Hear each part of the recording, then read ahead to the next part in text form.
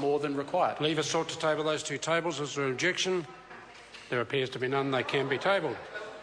Question number 2, David Shearer. Speaker, to the Prime Minister, does he stand by all his statements?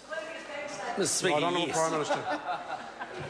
Does he stand by his statement that, quote, "We've done a good job as we can in the conditions we've got to try and help low-income New Zealanders"? And if so, does he think power bills going up by 6 times the rate of inflation will help low-income families? Mr. Speaker, Right Honourable yes. Prime Minister. Mr. Speaker, yes, and I think it's worth recalling the track record of this government, which has seen power prices go up about 20% in our time in office, compared to the 72% under Labor. But I have no doubt the little Labor elves will be trying to dream something up to back up this. Point of order. He did answer the question when he said yes, Mr. Speaker. I don't think you need to go on. He did, and I certainly agree with that. Thank you. And on that basis, we'll call a supplementary question. Order. Supplementary question. Thank you, Mr. David Speaker. Shearer. Given that he has been in power now for more than 4.5 years, can he guarantee to consumers that electricity prices will not increase further as a result of the asset sales program, given that power prices have gone up by 6 times more than inflation?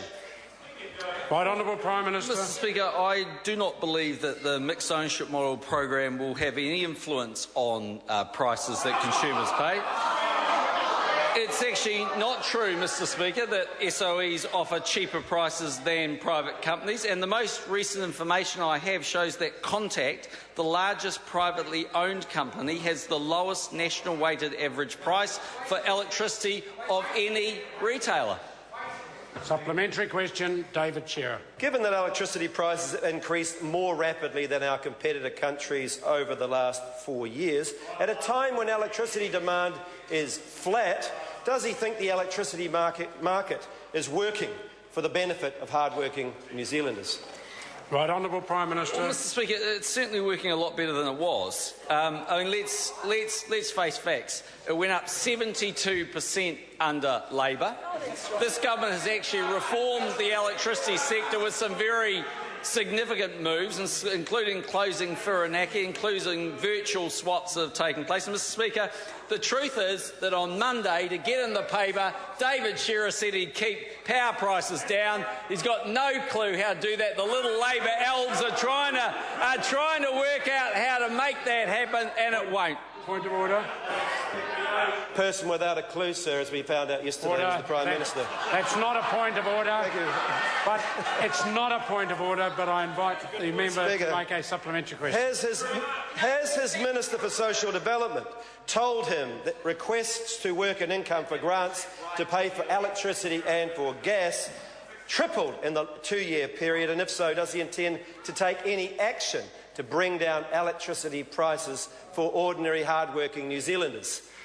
Right Honourable Prime Minister. Well, firstly, Mr. Speaker, the government has taken action, and that's why the rate of power increases are going up slower under a national government than under a Labor government. Secondly, the government, in very difficult economic times, has provided tremendous support for at-risk New Zealanders and will continue to do so.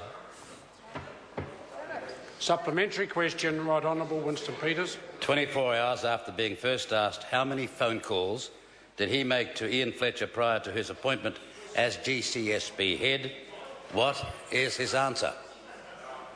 Right Honourable Prime Minister, as far as it relates to the primary question. Mr. Speaker, the same answer I gave yesterday. I don't have the information with me. If a member wants to put it down and write in my office, it will provide it to him.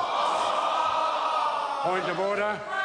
Mr. Speaker, any Prime Minister would realise after yesterday's answer that that was never going to be satisfactory. 24 hours later, he turns up here and he doesn't know the answer to a very critically serious question. Now, that's just a cover-up. Order. Order. The difficulty with the situation here is it is a very general primary question, and many speakers have ruled that it is inappropriate to demand an exacting answer to a supplementary that then follows a very general question. The Prime Minister has given you what I think is a satisfactory course of action for you to put down a more specific question at the next question time. Point of order, Honourable Trevor Millard. Mr. Speaker, the difference between 1 and 2 which is the question here, I think, whether there was one phone call made to Fletcher or two by the Prime Minister, isn't really exacting. I mean, it's 100% different, and anyone would remember whether they made one or two phone calls. Yeah, I appreciate the comment the member's making. It's for the Prime Minister to determine how he's decided to answer the question, and he has answered it in the way that he has. That has addressed the question. Supplementary question, Right Honourable Winston Peters. Why doesn't the Prime Minister treat this House seriously and get his staff to trawl through his phone records for the period prior to Mr Ian Fletcher's appointment to come to this House and answer frankly, openly and properly the way former Prime Ministers have done? Right Honourable Order. Right Honourable Prime Minister. Mr Speaker, the member has two options. Put it down as a primary question, I'll give him the answer, or put it down in writing in my office, I'll give him the answer.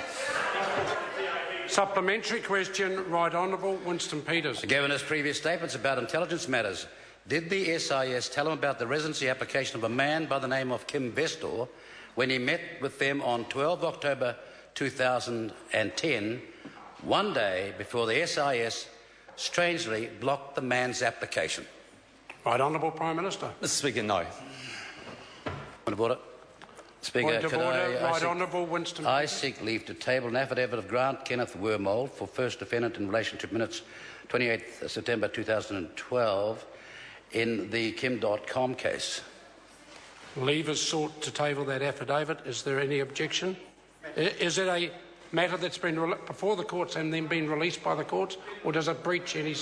It's been released, I'm assured. I therefore put the leave. Leave is sought to table that affidavit. Is there any objection? There appears to be none. It can be so tabled. Page 2, the operative one.